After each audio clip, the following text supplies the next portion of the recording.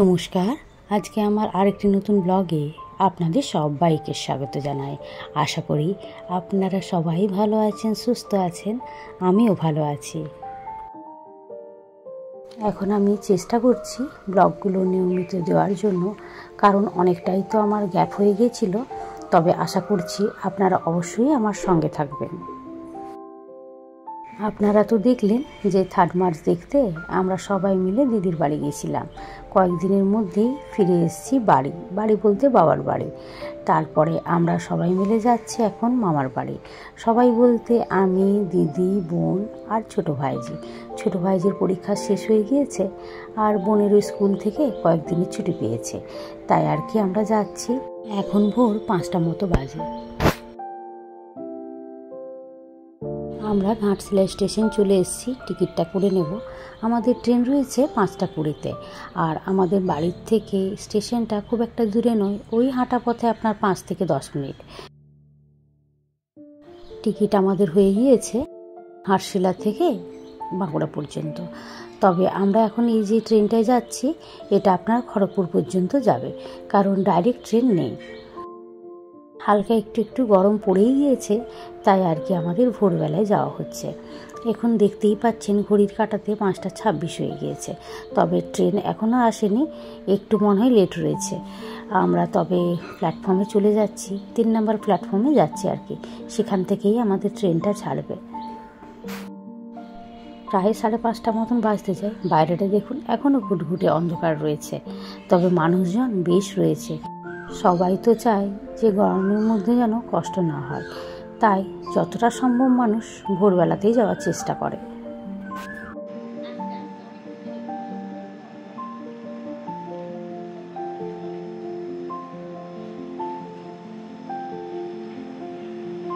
ট্রেনটা আসতে আমাদের বেশ ভালো লেট করে দিয়েছে। এই যে আমাদের ট্রেন চলে এসছে। এখন প্রায় 6টা মতন বাজে, আর এদিকে দেখুন আকাশটাও বেশ পরিষ্কার হয়ে গিয়েছে। আমরা সবাই ভালোভাবে বসে গিয়েছি। এই স্নিগ্ধ সকালটা মনটা একেবারে ভালো করে দিয়েছে। মনে হচ্ছে চারিপাশটা খালি দেখেই যায়, আর চোখের ঘুমও দেখুন কোথায় যেন চলে গিয়েছে। ভোরবেলায় ওঠা তো খুব একটা অভ্যেস নেই। এত ভোরে আমরা প্রায় 4টা নাগাদ উঠেছিলাম, তো এখন আর চোখে ঘুম নেই। মনে হচ্ছে চারিপাশটা দেখেই যায়।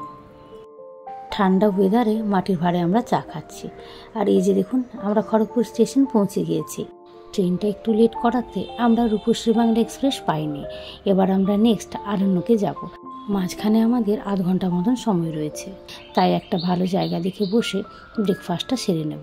সকালে তো কিছু খেয়ে আসেন, তার সঙ্গে আছে স্যান্ডউইচ, যেটা আমাদের এখন ব্রেকফাস্ট হবে।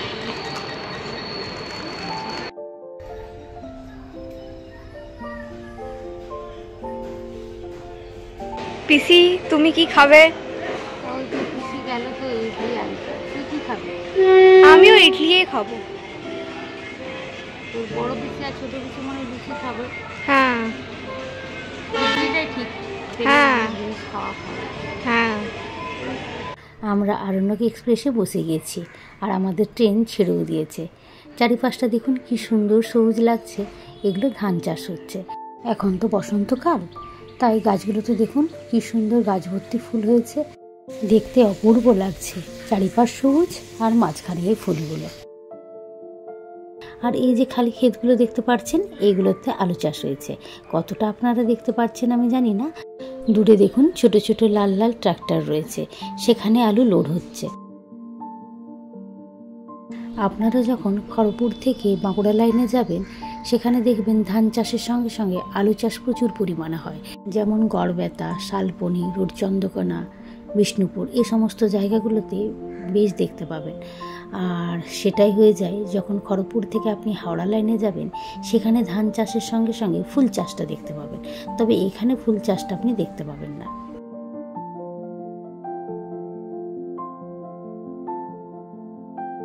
ট্রেনটা আমাদের প্রচণ্ড স্পিডে ছুটছে, তাই আর কি মনে হচ্ছে সেই পাশের ট্রেনের লেটটা এ পাশে মেকআপ দিয়ে দেবে। আমরা ঠিকঠাক সময়ে পৌঁছে যাব। তবে সবাই মিলে ট্রেনে করে যাচ্ছি তো বেশ আনন্দ করতেই যাচ্ছি। আর কথা বলতে বলতে কখন যে পৌঁছে গেলাম বুঝতেই পারলাম না। এই যে আমরা বাঁকুড়া স্টেশন পৌঁছে গিয়েছি।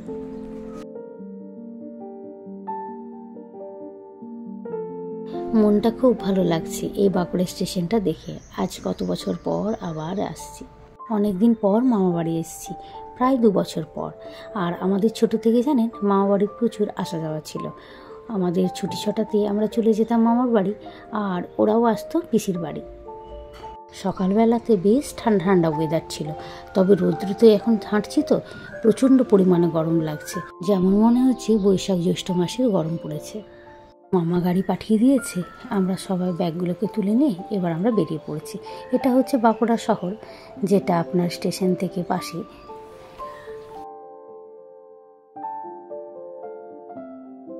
এখানেও আপনি অনেক পুরনো বিল্ডিং দেখতে পাবেন, যেরকম কলকাতাতে রয়েছে পুরনো মিষ্টির দোকান, পুরনো মুদিখানার দোকান।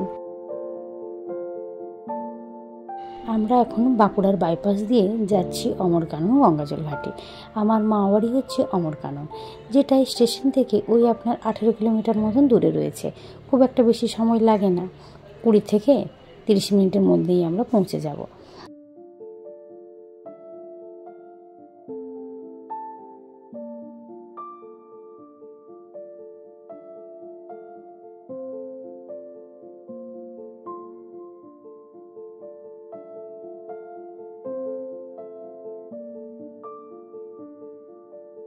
এখন আমরা গন্ধেশ্বরী নদী পেরোচ্ছি, গন্ধেশ্বরী ব্রিজ দিয়ে। নদীটাতে দেখুন জলই নেই, চারিপাশ সবুজ হয়ে আছে, সরু নালার মতন জল বয়ে যাচ্ছে। এখনো গরমের কিছুই নেই, তাতে এই অবস্থা দেখুন।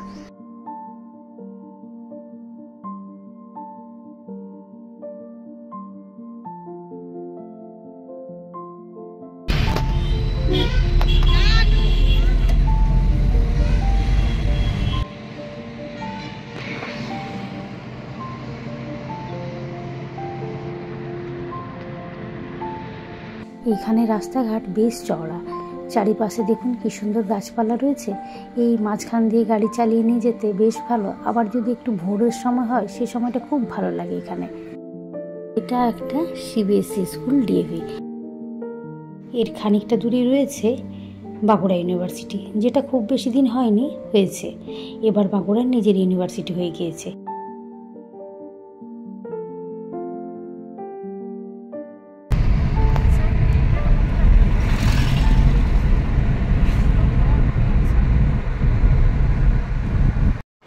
এই সেই বাঁকুড়া ইউনিভার্সিটি, যার সামনে বাসস্ট্যান্ড রয়েছে।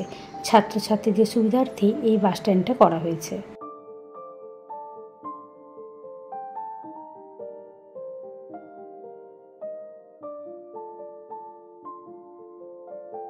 এটা একটা পলাশ বাগান, খুব বড় এই বাগানটা রয়েছে।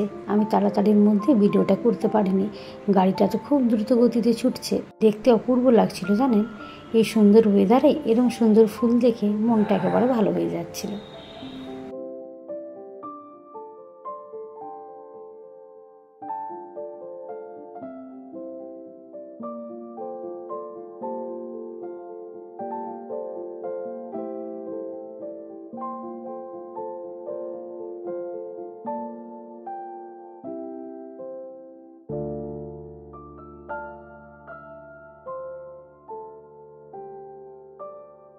এই দোকানটাতে জানেন খুব ভালো মিষ্টি পাওয়া যায়।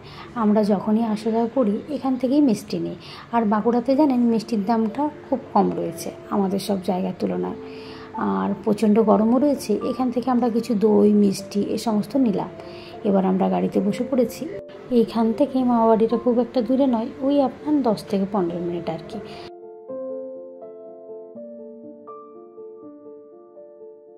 একেবারে মামা বাড়ির পাশে চলে এসেছি। দূরে দেখতে পাচ্ছেন একটা উঁচু টিলা মতন রয়েছে, ওটা একটা আশ্রম আছে জানেন। আর মামা বাড়ির থেকে মানে মামা বাড়ির ঘরের থেকে ওই টিলাটা দেখা যায়। সময় যদি পাই অবশ্যই ওই আশ্রমে যাব, আপনাদেরও সঙ্গে নিয়ে যাব। এখানে এখন দেখছি রাস্তার কাজ চলছে। এটা একটা ব্রিজ, শালি ব্রিজ বলা হয়, তার নিচে শালি নদী বলে। তো এই ব্রিজটা জানেন খুবই ছোট ছিল, এখন দেখছি খুব চওড়া করে বড় করে হচ্ছে কনস্ট্রাকশনের কাজ।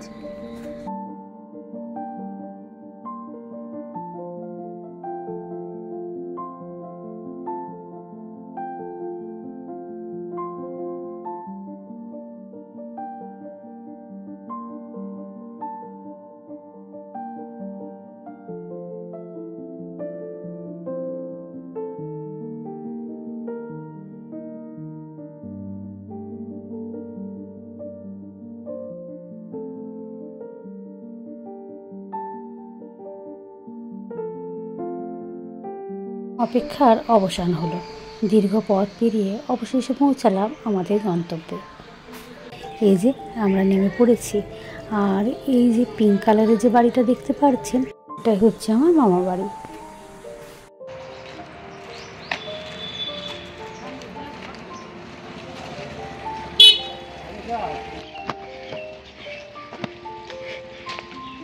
আমরাও বাড়ি ঢুকছি, আর সঙ্গে মেজো মামাও বাড়ি ঢুকছে।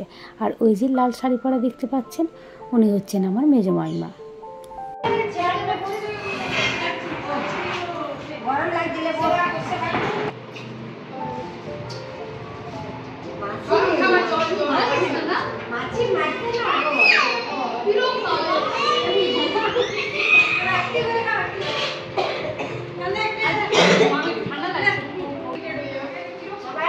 এই যে ফ্রক পরা যে রয়েছে আমার ছোট মামার মেয়ে শানু, ওকে নিশ্চয়ই আপনারা চিনতে পারছেন।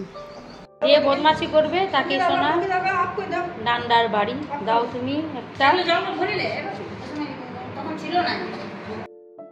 এই যে পুচকের মা চলে এসছে ডিউটির থেকে। ভিডিওটা তাহলে আজকে এখানেই শেষ করছি। আর ভিডিওটা কেমন লাগলো অবশ্যই কমেন্টের মাধ্যমে জানাবেন। ভালো লাগলে একটা লাইক করে দেবেন, আর যারা এখনও সাবস্ক্রাইব করেননি সাবস্ক্রাইব করে আমার পাশে থাকবেন। আপনারা সবাই ভালো থাকবেন, সুস্থ থাকবেন। আবার একটি নতুন ব্লগে দেখা হবে। নমস্কার।